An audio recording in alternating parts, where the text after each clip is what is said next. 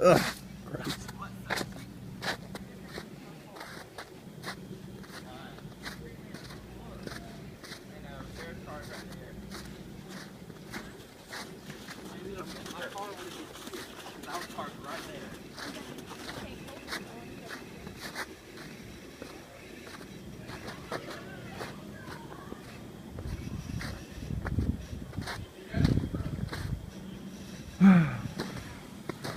This is the Snowstorm in the Raleigh-Durham, Chapel Hill area, pretty much all of North Carolina.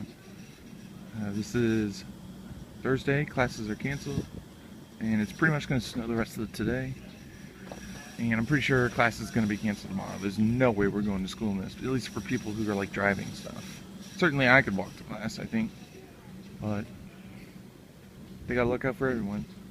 I'm okay with that because I don't have to go to school.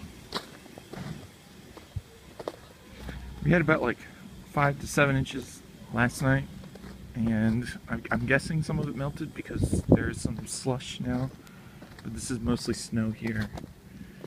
I'm kind of on a layer of slush or ice, so all that's gonna melt and refreeze and everything.